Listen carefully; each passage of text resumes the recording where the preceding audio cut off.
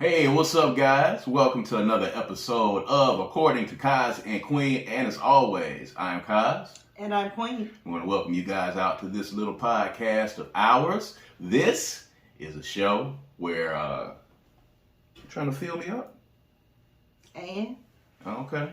All right. That's how we're going to get started. We're going to get started right off with a little bit of filling up on this podcast. That's what we do. All right. But, of course, we want to welcome you guys out to this little podcast of ours. These are conversations that happen between a husband and wife in the privacy of our own home. We bring these conversations to you on a public forum for you to laugh, for you to be introspective. But most of all, we want you guys to open up the lines of communication and conversation between men and women, husbands and wives, friends and lovers, friends and enemies, and all that good stuff, man. So we appreciate all of you, everybody. So we appreciate all of you who have continued to join us on this journey of ours and have contributed to these conversations when you've seen us out and been leaving comments. We appreciate it. Those of us, here on these sides of the microphones always appreciate any of the support that we get. Of course, we are inching closer to 1,000 subscribers. We're almost there, so please, we are trying to monetize this channel, y'all. Y'all make sure that y'all go and like and subscribe and turn on the notifications to the YouTube page, all right? Make sure you do that. Make sure you go, if you are listening to us right now, of course, it's youtube.com/Brad Kamikaze Franklin, all right?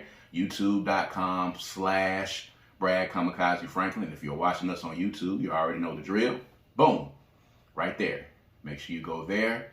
Make sure you like and subscribe to that YouTube page, youtube.com/Brad Kamikaze Franklin. Check out all of the great content that's there. We're inching our way closer and closer to 1,000 subscribers. And if you want to listen to us, of course, you can hear us on all streaming services, Spotify, Apple Music, Google Podcasts, all of them, wherever you stream your podcast. And of course, you can check us out on Black with No Chaser Radio. So make sure that you download the BWNC Radio app. That's the BWNC Radio app. Make sure you download that in the Google Play Store or in the iTunes Store. Check us out. It's a lot of great podcasts on that channel, a lot of great music, a lot of great independent music on that channel. So shouts out to everybody over at Black with No Chaser, and I appreciate the support from you guys as well. And as always, this is brought to you by the Kundi Collective. All right, designs for any state of mind. If you want to express your blackness, we got it for you. I got one of the t-shirts on right here. This is another version of Little Africa. All right, because Mississippi is the cradle of civilization for black folk in this country. And that's what we're representing with Kundi Collective. All right, www.kundicollective.com, www.kundicollective.com. Go there and get a t-shirt, man. Get a t-shirt. If you want to get a jump on the fall, you can get a hoodie. We'll be having those at reduced prices since it's really, really hot. And perfect for the upcoming Juneteenth. Yes, perfect for Juneteenth. As a matter of fact, make sure you do that. We'll be celebrating Juneteenth on Saturday, June the 17th. Juneteenth on Farish in Jackson, Mississippi. Celebrating culture and celebrating our freedom. If you are in the central Mississippi area, make sure you come and check us out, or wherever you're listening to us right now, make sure that you check out a Juneteenth celebration in your area, because it's going down, and it's going down like that. All right, so before we get into the meat of this discussion, I got to start off, one of your favorites is in trouble again. I just wanted to just briefly touch on this. Chris Brown is on the loose again. Oh my goodness. You have defended you him. Wait. I could wait, actually. But, it's kind of happening right now in real time. So, I want to get your thoughts. Whenever something happens to Breezy, I want to come to you immediately to get your immediate thoughts, because I want to see, how much caping you're going to do for Chris Brown. So I'm just going to give you the floor. Apparently, Chris Brown and Usher got into a physical altercation. I don't know the extent of the altercation. They say that Usher went away with a bloody nose. I don't know what happened exactly. You got more of the details than I did, but everybody's talking about it right now. There's some footage of an argument or words exchanged, ironically, at a skate party, which I think it's probably one of the softest places that you can get into a fight. It's at a skate party. a roller skate party, by the way. Like, how are you mad? Like, how are you mad? On skates. You rolling around on skates, okay? You dancing around a rink on roller skates. What you mad at? I don't understand it. But there was a little bit of backstory to it, I guess. But, I'm just going to give you the floor before we get into the crux of the conversation. So what you going to do with your I don't have enough information, but I will say that, until I reserve the right to hold my opinion at this point. But I can't imagine what one would have to do or be thinking to be upset with Usher. Like, I don't know how that could probably. And from what I've read, this was a surprise party that Usher was throwing for Chris Brown. Yes. And Chris said something inappropriate. He was intoxicated. It's his birthday. So he was kicking it. Mm-hmm. So he was intoxicated and he said something inappropriate to Tiana Taylor. And I think that Usher may have tried to diffuse the situation. Mm-hmm. And you know how it is when you crunk and you mad and you in party mode and somebody try to say something to you out the way. I'm sure that that's what it was. What I'm hopeful for is that Chris takes ownership of overreacting. I think if he does that, it could be squashed real quick. If Usher is cool enough for him to throw him a party in Vegas on his birthday, then, maybe it was just some boy stuff that happens. Who knows? So apparently entourages got involved. And, the thing with that is, having been kind of in these situations, and one of the reasons why I traveled so lightly, when I was on the road and I was on tour, is because the first people that are going to get you in trouble are going to be those crew members and the people in your entourage. Your posse. They're literally always the first ones to jump up, of course, because they have to make sure that they keep their standing in said posse. So, of course, they're going to be the first ones to jump. And in most instances, without even really knowing what the situation is, I don't know, and we don't know, I guess, if Chris Brown and Usher actually exchanged blows themselves. We don't know if that happened or not. And if it didn't happen, then, I hold out hope that this will be resolved, between, these two superstars. Well, we do know that apparently or allegedly Chris Brown called Usher a coward and he left the club. Mm-hmm. And Usher followed behind him. So Usher was clearly trying to resolve it, or at least to make Chris feel better about the situation. Mm-hmm. I think that what probably happened, it happened on the bus as far as I know. Mm-hmm. And I don't know about Usher's people being there or following him out to the bus. I do know that they said Chris and his crew jumped Usher. If it was more than one person, I mean, if Usher didn't have his people with him, then that's foul from the door, because Chris could have took him one-on-one if that was the case. We know Chris Brown has people. I've never really seen Usher with people. I mean, I'm sure he got people. Everybody got people. But again, from what I've seen, there was no mention of Usher having people with him. Right. That hasn't been reported yet. Because you're at a roller skating party. And Chris's people are like just folks that he hang out with, and go out with, So we'll see. I hope it can be resolved. I hope it was just he had too much to drink and wasn't thinking, and was celebrating. You know how us Taurians do. I told y'all last week. Here we go. We overindulge. We take it too far. So that is probably what we're looking at here in this situation. I hope it wasn't a classic case of Usher trying to come in and defend the woman in the instance, and then the intoxication, of course, gets the best of dudes, and the machismo starts happening, and he's calling Usher a coward because he's trying to defend the woman. Well, the coward call happened before Chris left the club. So apparently whatever Usher was doing, and maybe it did have something to do with coming to the defense of Miss Taylor. I'm not sure. Like, we don't know that yet, but I'm sure in a couple of days, maybe even hours, we'll have more to the story. None of Usher, neither Tiana Taylor or Chris Brown has made a statement as of yet about it. Right.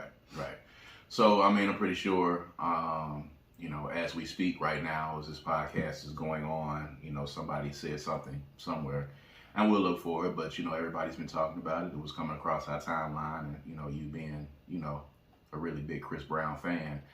What do you think the backlash may possibly be if this comes out and it is proven that his entourage actually jumped Usher, or that he was maybe too intoxicated or was maybe inappropriate with Teyana Taylor, as we've had all of these different instances of Chris Brown not quite yet being his most mature self? Oh, Lord. Chris Brown just turned 34, 35 maybe. I think that Chris and Usher share a fan base. Mostly, I think Chris may have fans outside of R&B more than Usher would, I would guess. I don't know. But I think that if I'm going based on my feeling, and if I take away the super fan part of Chris Brown, and I just look at this as two people that I like, it would be, I still would lean towards how you gonna do this to Usher. You know what I'm saying? Like, unless Usher, back smacked him or something, or stiff armed him or muffed him in the face, something terribly disrespectful. I don't know how you do that to Usher. Unless Usher is a different kind of Usher privately than who he is publicly. But, then you have Chris. It's not really shocking that would happen. What I'm missing is how you get to that point. I'm not shocked that Chris would jump off. I am shocked of what must have happened between Usher leaving and following him to resolve the issue, and it turned into a brawl. I don't know what happened there, so I can't really say. And I think most fans at this point are probably going to, unless it's a super duper Teyana Taylor involved type situation, like if Chris got really, really out of line with her, it's not going to be good for him. It's not. And at 34, 35 years old, baby, I'm starting to, wonder if there's not something else that needs to be done to get him to calm down. Because we can go with I'm in my 20s and I don't get it yet. I'm in my late 20s. I don't get it yet. I'm in my early 30s and I'm still making mistakes. But, you're on the other side of 35 now, 34, 35. You're approaching, 40 at this point, and you're still going out, getting blackout drunk, and then possibly having that lead to physical altercations. So your point is that at this point he should know better? I think so. What do you think? I agree, but we don't know the circumstances that this happened under. We don't know. All of this is alleged. There is, like I said, there was a video of them arguing back and forth. We'll never know what really, really happened, just like we don't know what really happened, what the conversation was when Meg and Tory were in the truck before that incident happened. We'll never really know. Only the people who were there will really actually know. I just think that it's unfortunate that two people at this level are getting into, a fisticuffs. Carlos Miller said something that was really funny that I agree with. We missed out on the opportunity for one hell of a dance battle. They should have danced it out. Lord, why they didn't dance it out? They went straight to the hands. That would have been dope. Well, that was Chris probably. Yeah, they went straight to the hands. Just imagine in the middle of the roller skating floor. You remember when we used to get in the middle of the floor? They weren't in the middle of the floor. I mean, can you imagine them going to the middle of the floor, taking the skates off and having a dance battle? Yeah. It would have been epic. It would have been epic. And somebody would have caught that on camera. They could have had a singing battle. That would have been epic. They could have had a singing battle. There should have never been any There's several ways they could have handled that. So many hands. Yes. So many ways. Yeah, so many ways. A singing battle, a dancing battle. Chris was in, You Got Served. He was in there for 30 seconds, but he was in there, so he's, he knows about the dance battle. You know what I'm saying? So Usher was in it too. Was he was a DJ. Get out of here. That shows you how I didn't watch that movie. I think Usher was in it. He was in one of those step type shows. There was in it. There was millions. Oh, that might have been Bring It. I don't know. Who knows? Who knows? Right now, we just they talking really about actually all run together. So I mean, yeah. all one movie. Yeah, you got served in the breaking dance battle, Honey, all of those movies. But we'll see what happens with that, man. I think the world did miss out on an opportunity for an epic entertainment moment. They went straight to the hands. It is my hope that Chris Brown takes ownership and apologizes. I think if he does that, it could be a wash, because I don't even feel like Usher would hold anything against him. Yeah, especially, I mean, you jump the dude that throws you a surprise birthday party. Something went left. Something went left. I mean, it went super left. And I understand, you know, we've all been in situations where things kind of went left. Because there's video of them kicking it in the club. Yeah. Like moments before this happened. Yeah. So something went left. And then at the end of the day, again, Chris tried to leave. He wasn't trying to have no problem. If Usher didn't follow him, there probably wouldn't have been an issue. But again, if I'm throwing you the surprise birthday party, you want to resolve it. You know, make sure you it's are cool. you are the star of the night. So I don't want you to leave this party that I put together for you. Sure. And again, they're on roller skates. You know, I think Chris Brown's issue is he has a lot of yes people around him, and nobody's correcting his behavior. That is the problem with a lot of people. Yeah, it's unfortunate. Celebrities and non-celebrities is the problem. Yes, people are a problem. Which, by the way, leads me into a segue when you talk about yes people. Yeah, segue king is back at it again. Let's talk about these comments, man, because I definitely want to have this conversation. We have variations of this conversation a lot, but Eboni K Williams was speaking to Iyanla Vanzant first. That's how it started. And then it kind of spilled over into the Breakfast Club, and it spilled over all over the internet. Eboni K Williams, for those of you who are not familiar, was most recently on Fox News. She was one of the token black people that Fox News used to use to come on and, talk the, I call it the, what's the word that Bill Cosby, that we used to call it when Bill Cosby would talk about pulling your pants up and taking the earrings out of your ear, respectability. She's one of the black people who Fox News would bring on to spit the respectability politics to black people. So she's no longer on Fox News. I think she's on the Griot now. She's gotten, a job, and she was talking to Iyanla Vanzant, I think, about relationships. And Iyanla Vanzant asked her the question that actually has snowballed into a whole thing.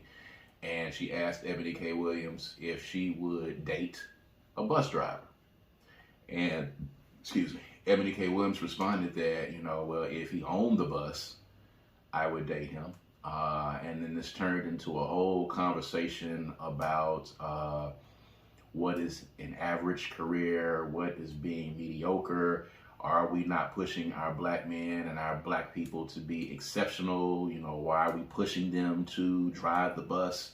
And it turned into a whole class conversation about blue collar workers versus white collar workers. And it really kind of got off the entire dating conversation, but it kind of speaks to that. And it turns out that Eboni K Williams' mother actually drove a bus, which I found, pretty ironic. But she seems to think that driving a bus is a mediocre job, an average job, and she would not want to date someone who had a mediocre or average job. Now, point notwithstanding, I kind of understand what she was trying to say, of course, because she was a Fox correspondent at one point. It came out sounding like, white supremacist drivel to me, to a certain degree.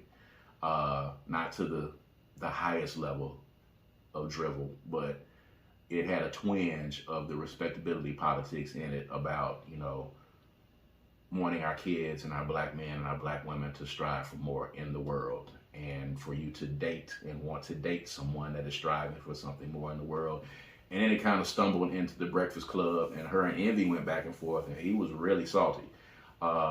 It was funny, they had this beige rage meter that's on the screen, and they, temper the levels of rage that Envy has, and he had reached the top of the beige rage meter there. He was really, really hot. And I felt him a little bit, although I don't really agree with 90% of what he says most of the time. But starting with the Iyanla clip and just talking about the dating the bus driver. Let's just start there, and then let's unpack all of this, and let's kind of talk about it, because I'm really interested to get your thoughts on that.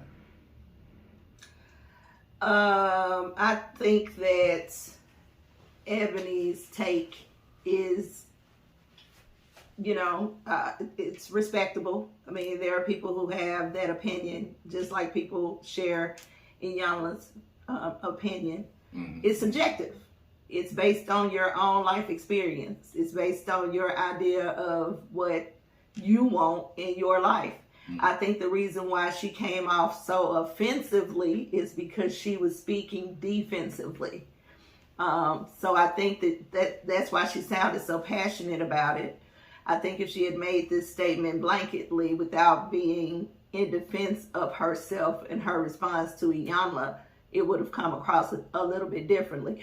But having said that, it also feels like she's disappointed or unhappy with the black race altogether, which is, that's, disappointing in itself, because it doesn't really necessarily say that she didn't make some good points. But if you're looking for some reason to validate why we're not good enough, you'll always be able to find a reason why we're not good enough. So that's where it seems like it came from for me. It seems like, the fact that she's at Fox kind of tends to show that she's black unhappily. You know what I mean? Unhappily black. Unhappily black. She's not there anymore, but she's carrying that same. If she was ever there. Yeah, of if course. She was ever she wouldn't there. have been there unless she was unhappily black. Correct. Yeah. So because she was, I'm not real shocked at what she said. I think there are measures to what she said that we can apply and utilize to make ourselves better. For instance, what she classifies as mediocre, there are some people where that would be the height of what they are going to accomplish. Mm-hmm. And you can say, well, if that's the case, then too bad for them. But if they happy, why is it bad for them? Right. So I think we got to figure out what measures a successful life. And I believe that individuals define that word for themselves. Mm-hmm. What it takes to make me happy and what it takes to make my sister or my brother happy may not be the same thing, but happiness is the ultimate goal. So if you have an individual who works as a bus driver, as Iyanla said, and they love that job, mm-hmm. They are peaceful about going to work. They don't regret it. They are not missing anything in their lives. They are treating the people in their lives well. They are not missing meals, not missing, got a roof over their head. They're not stressed out about money. All of those things. Who are you to say that life is mediocre? Right. There can be people out there who have what she considers successful lives and be completely unhappy. We see it every day. Right. So it depends on your measurement of success and happiness. And thusly, that makes everything that she said gibberish, because that's what makes her happy. That's what her idea of success is. Right. That's not going to define everybody, though. Right. I think we have started equating money with happiness. Yeah. We have put a monetary, number. We put a monetary, we put a monetary figure on what happiness is. And we look at people who drive trucks, or we look at people who drive buses, or we look at people who do construction, or we look at people who do what we perceive to be manual labor. We look at them as people who have either A, this is the best that they could do, or B, we look at it as people who are not striving to be their best selves, because we have put that monetary tag on what happiness is. And there are a lot of people, fortunately, and I think this is great, there are a lot of people who strive to and are working towards to have the level of happiness and peacefulness that having a steady job and a regular job, they're looking for that kind of peace that those things give at the end of the day. We often talk about the show, King of Queens, Doug Heffernan on that show. For those of you that it might be time for us to binge that a little bit again. It's been a while since you watched it, but for those of you who watch King of Queens, it's a show that we love to watch. Doug Heffernan, which is the character on the show, played by Kevin James. He did not strive, and we laughed at it all the time. He did not strive or did not have any desire to be in management, upper management. He had no desire to do any type of administrative management job at all. He went to work every day to try and be as invisible as he possibly could be. All he wanted to do was go to work. He wanted to come home, go out with Deacon, drink some beer, have some wings, watch football. He didn't want to do anything extra on the job. He wanted to get his pension. He wanted to get his retirement, and he wanted to enjoy his life. He saw working management as a problem. A restraint. He saw it as a restraint. And actually in the episode when he actually ended up doing it, he did not like it. And he wanted to give it back to the person who was doing it at that time, which was Deacon, who actually wanted to be in that management position. Doug took the job because his wife, who wanted to live a different type of lifestyle, the entire thing, she was striving to do something and be bigger and to go live in Manhattan and those kind of things. So she pushed him to take the management job, and he was miserable because it's not what he wanted to do. Correct. So at the end of the day, the question then begs itself, were those two people equally yoked? Was Carrie Heffernan and Doug Heffernan equally yoked? A, that's the first thing. And then B, you have people who live like that who don't want any parts of being in management because of the headache that comes with being in management. With that extra check and that extra power, there comes a headache. And some people would rather go to their job and enjoy it and be happy so that they can come home and enjoy themselves than to have the extra stress and the anxiety of being in management. Well, mind you, Doug, that was his first job. So, and he was like 27. So he did not want to work anyway. He got the job to get Carrie, his wife. So just on a lark, he was motivated by her to begin with. So he did as little as possible just to maintain that job because he now had a wife, right? So he didn't want the bosses to know his name. He didn't want to walk into staff meetings. He wanted to blend in. Don't want anybody to know that I know how to do anything. Yes, don't even pay attention to me being here. In fact, the only people that need to know I'm here is the people that I'm going to be kicking it with after we leave work. He did like being a jokester. He liked hanging out with his coworkers. Yeah. But the work, he liked the work because he was a driver. And he liked to drive. He was a delivery driver. But that was the extent of what he wanted to do. I find that to be refreshingly freeing. Yes. Yes. I don't know. As I get older, I'm beginning to rethink my idea about this whole thing because, when you're growing up, you kind of have the idea that I'm going to grow up and I'm going to have 6 figures and I'm going to go to work every day and it's going to be this job and I'm going to have all this responsibility, and that's what you want. And then you get out there and get a little taste of it and you realize that the responsibility that you thought you were going to get is really just stress.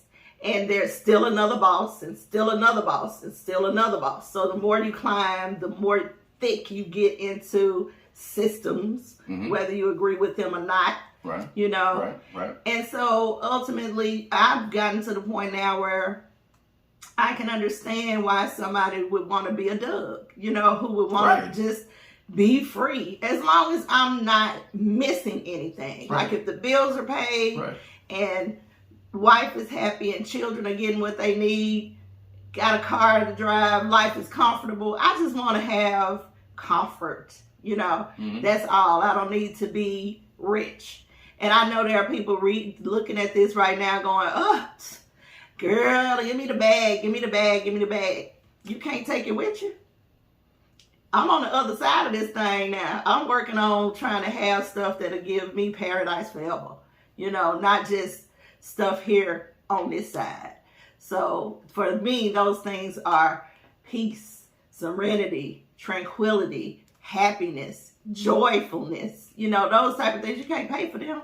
So if you got all the money in the world, you still may not have all the peace and joy and love that I have with my couple of $100. You know what I'm saying? But again, this is my life perception based on my life experiences. We don't all have the same life experiences. Right. So I don't judge somebody whose idea of happiness equals conquering the world and having, 6, 7, 8 figures in their bank account. I don't judge that. It's just different from me. So don't judge me. Just like with Eboni, that's your thing. If that's your thing, that's fine. Mm-hmm. That doesn't necessarily mean people who don't agree with you are somehow mediocre. Right. I take issue with the use of that word. It's so derogatory. Well, she went into the whole, she defined it. She had to, when you go to the dictionary, or you go to Google to define the words, that's when you're losing the argument at that point, or you're trying to make your point. By definition. Yeah, this is what mediocre is. So she was trying to soften the fact that she was using the word mediocre to try to explain what she thought these jobs were. She even tried to say that her mother, even my mother, said that her job was mediocre. And then Envy turned around and kind of said, my parents were blue collar and they worked very hard and they were exceptional, which I tend to agree with. At the crux of it, this started because Eboni was basically telling people I would not date a bus driver, and that's my personal preference. So let me say this. Everyone has their personal preference. Everyone has the ability and the right to decide who they want to date. I don't believe in telling somebody, well, because you don't want to date the bus driver, there's something wrong with you, or because you want to date the basketball player or the NFL guy, there's something wrong with you, or if you want to date the thug or the street guy or the dope dealer, there's something wrong with you. If that's what you're attracted to, then that's what you're attracted to. Mm-hmm. And the issue that a lot of people have with Eboni in this particular instance is the same issue that we talked about on other shows. People who are attracted to Eboni are upset that she would not be attracted to them in reverse. So there are some bus drivers, people who work those blue collar jobs who may find Eboni Williams attractive and may date her. They're upset now because they feel Eboni would not give them the time of day, mm-hmm. which is another issue all in itself.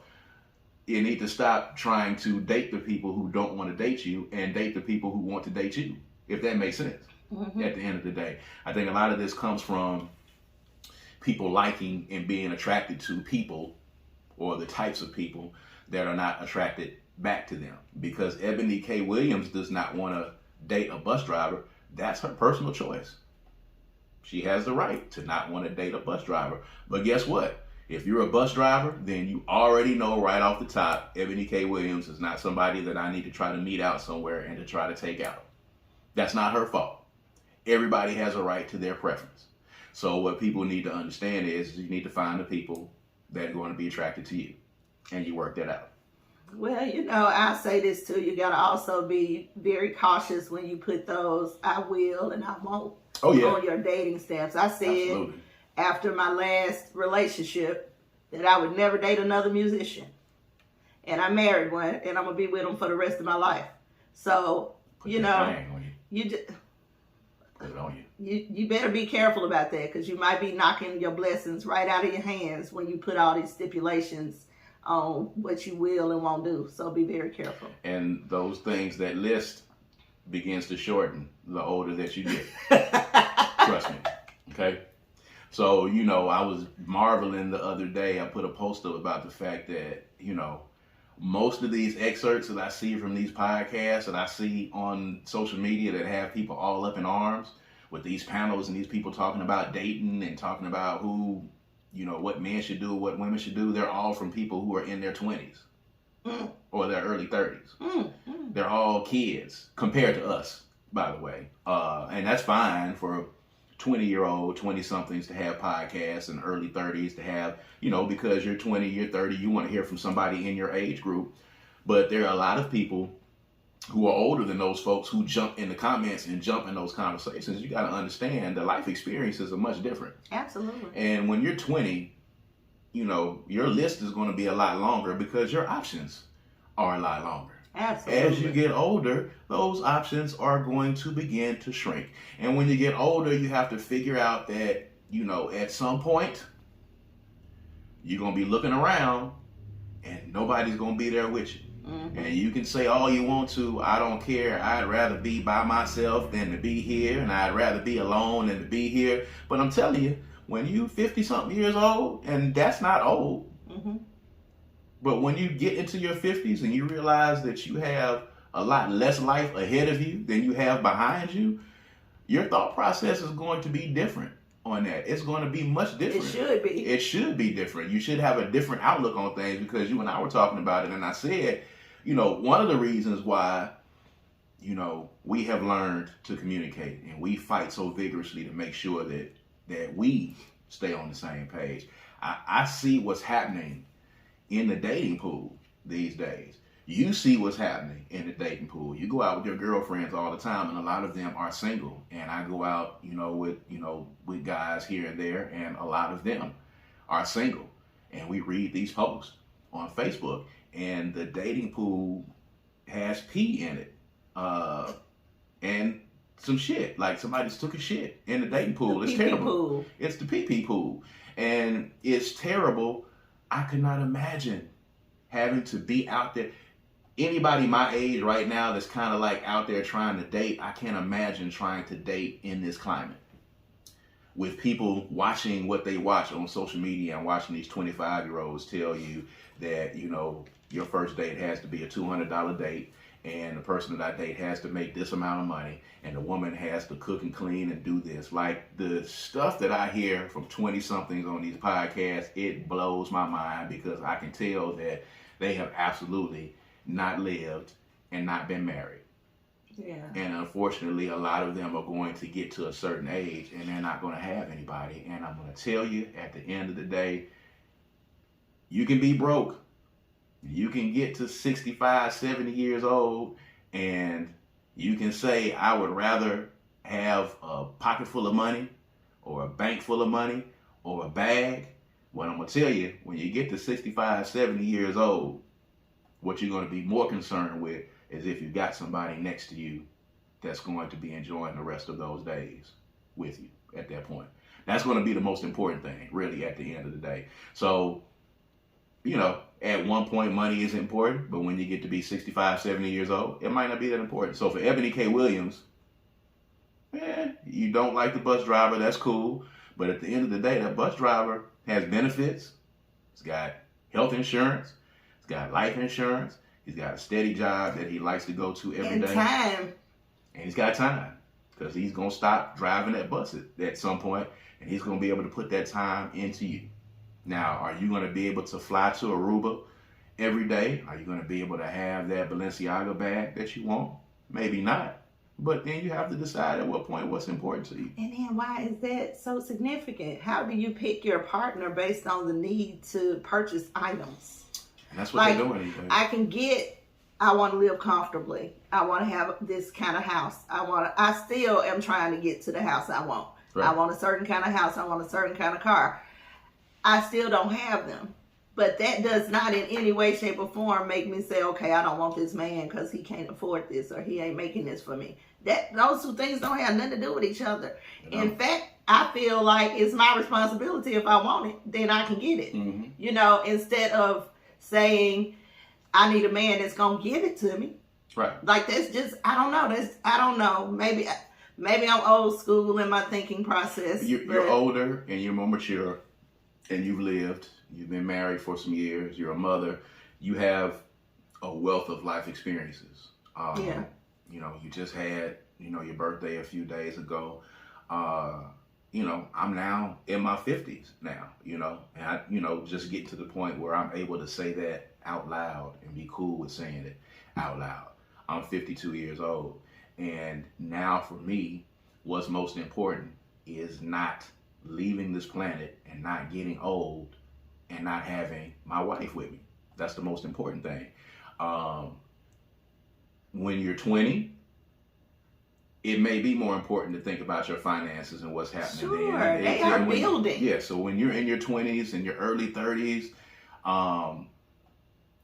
it's okay to be alone if you need to be. And here's the thing, there are some people in their 20s and their 30s that have not, come to the comfort of being alone. There are some people in their 20s and 30s who are dating continuously because they don't want to be alone and clinging to people that they shouldn't be with in their 20s and 30s. That is the time when you should be deciding and figuring out who you're going to be with. If there's any time where you can be alone and figure it out, those are the years where you can figure it out at that point. So if you're at that stage, absolutely, 20, 30-year-olds, date different people, be alone if you need to, get that bag, travel, do all of that stuff. But at some point, we can tell you and we can promise you, at some point, the most important thing to you is being able to come home to somebody, being able to have that person's hand to hold, being able to have that person to go on vacation with, being able to have that person in the house with you just to have a simple conversation to say, how was your day? At the end or of to wake up to in the morning. Or to wake up to in the morning. Or to wake up to, kids running around the house, or to wake up to having a conversation with a bright, industrial, intelligent 13-year-old like we do every day, that's learning the world and is inquisitive and has these questions.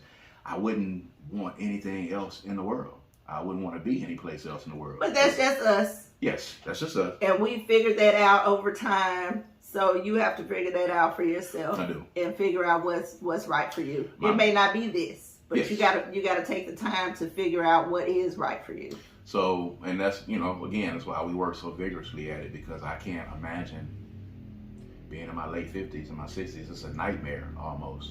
And having to go back out in the world and actually try to date and try to find somebody to go up to and ask out on a date. I don't even know the concept. I don't even understand about it. It's crazy because it's a much different world out here. And we even talked about how the world is different from when we first started, when we were courting, and how things are different now. And even you said yourself, your ideas and your thoughts were different.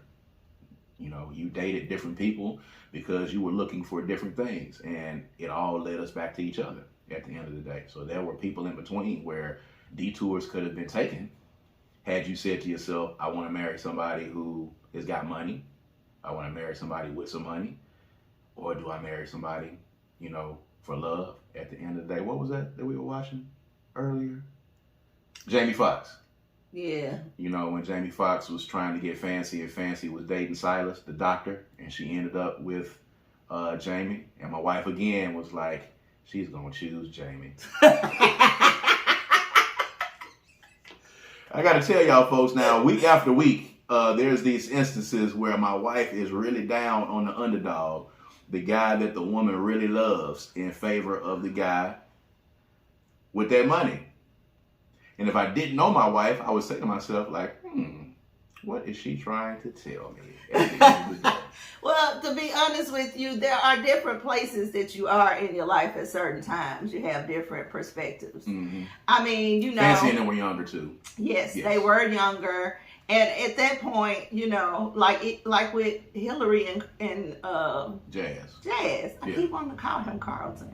But like them, it's just, at that point, all you care about is the warm and bubbly feeling in your gut and the good sex and you make me feel so good, and you got somebody over here who has a different lifestyle and can provide a different lifestyle. But then now that I'm thinking about that, how different is that from what Ebony is saying?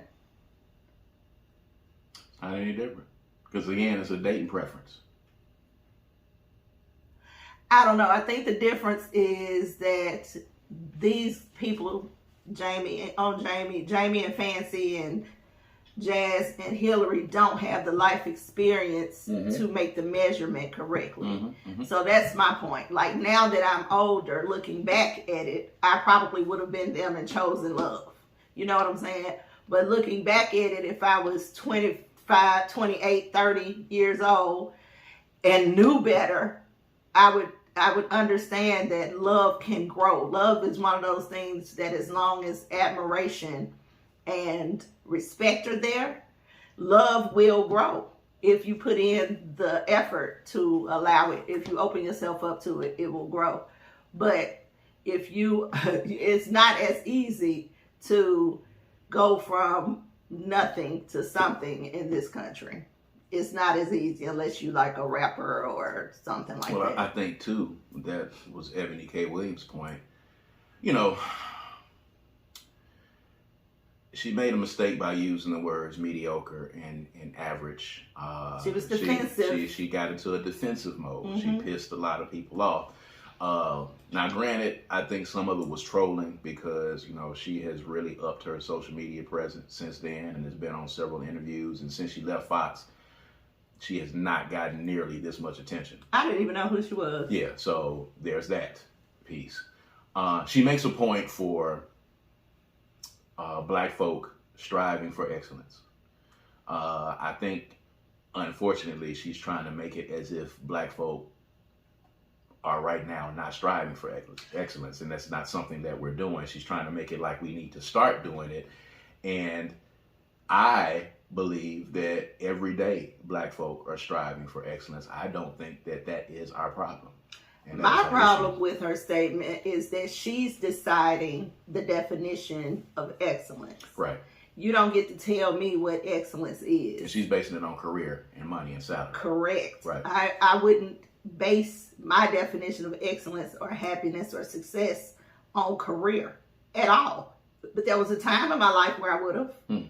There was a time when I was younger that I would have. Now, success is being able to go to bed every night feeling fulfilled by the day. It's feeling like I've done something to impact somebody's life. Those are things that measure success for me. I wake up every day wanting to do something, say something, be something that at least one person will find impactful enough to think differently, be differently, act differently. That's what success is for me. And I do that in my home. I do that in my job. I do that with the people in the grocery store.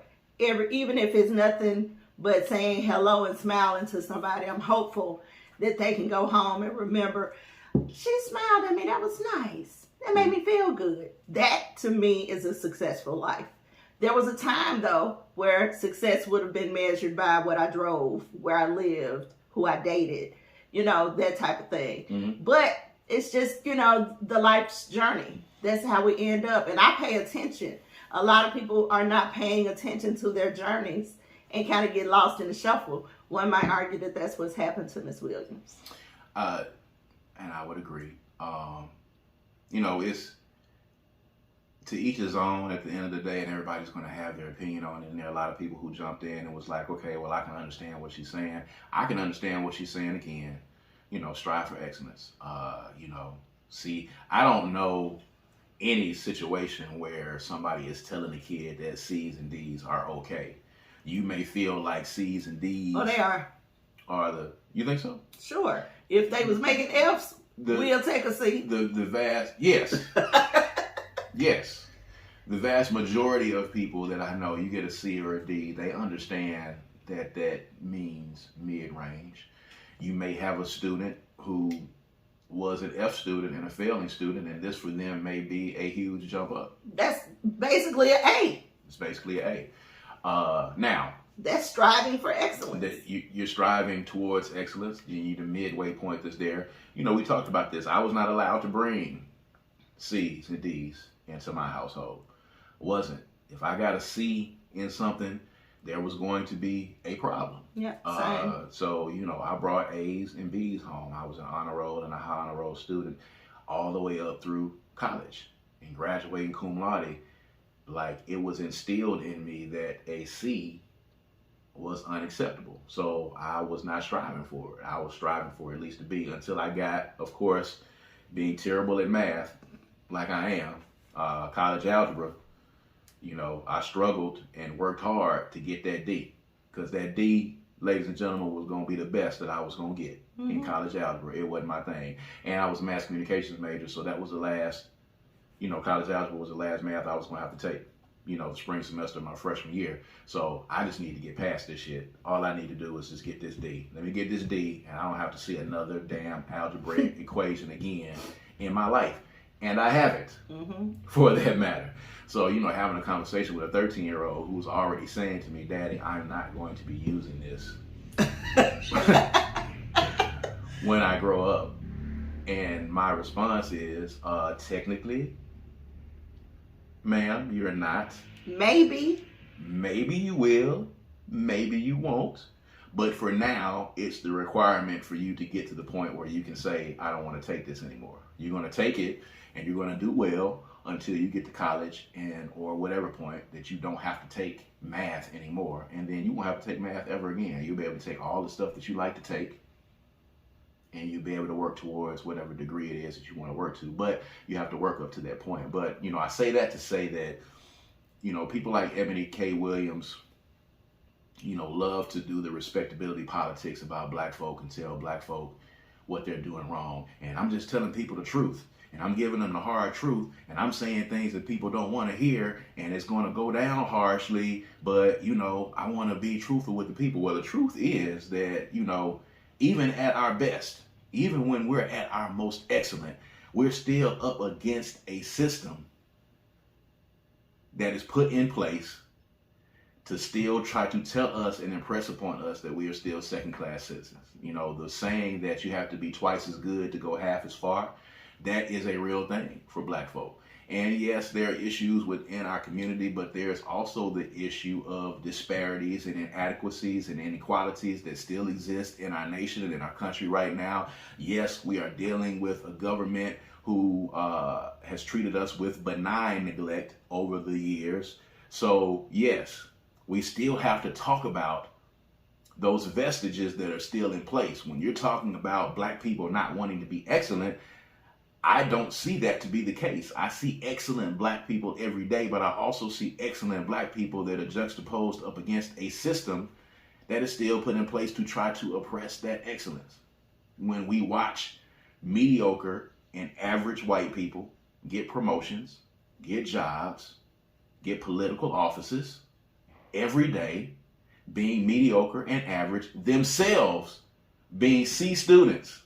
A lot of these political figures, a lot of these CEOs, a lot of these managers, themselves having been C students in school and achieving this level of success when they have jumped over someone who was an A or B student that was black, that excelled in school. And then you look at that, and then you hear Eboni K Williams say, okay, well, black people, we're getting up every day trying to be mediocre. She offended a lot of people. And of course, she spent a lot of time trying to backtrack. So we know that this discussion will continue to go on. But at the end of the day, strive to be excellent in and of yourself as an individual first. And define excellence for yourself first. Yes. Then strive for it. And by your own definition. Yes. And don't anybody shame you. There are plumbers out there that make a lot of money. There are welders out there that make a lot of money. As a matter of fact, there's sanitation workers that make a lot of money. And we know this in Jackson, Mississippi, because we just went through a garbage fight. So there are people out there that are making good money with good benefits that might not look like you want them to look. And they might not be wrapped up in the package that you want them to be wrapped up in. But they work very hard. And at the end of the day, you know what you want? You want somebody that's going to love you. Or maybe they're not motivated. Maybe you'll be the person that motivates them to strive for excellence. I'm sure there are people out there who are not doing the very best that they could do, who are settling for things, who may be lazy. Who knows? But that doesn't mean that they're going to always be that way. And it doesn't mean that they're not dateable. It just means that they haven't gotten there yet, possibly. Well, now there's the thing now, and women talk about this a lot, about the potential, the potential, and building the man, and helping him to get here and get there. Sometimes that's not the case. The problem with potential is, I think it's okay to meet someone and see potential and then say, okay, well, let's give this a try. I think that's fine. Mm-hmm. The problem is in year 10, and you're still trying to find a way to motivate them to be in their potential. Mm-hmm. That becomes a problem, not potential at that point. What's the cutoff point?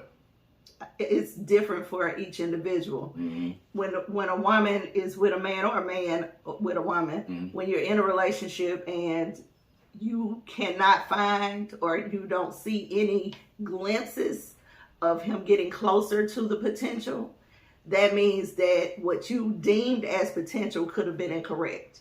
Or maybe you saw something that he does not own. If he doesn't own that he has potential, there's nothing you can do to put it there.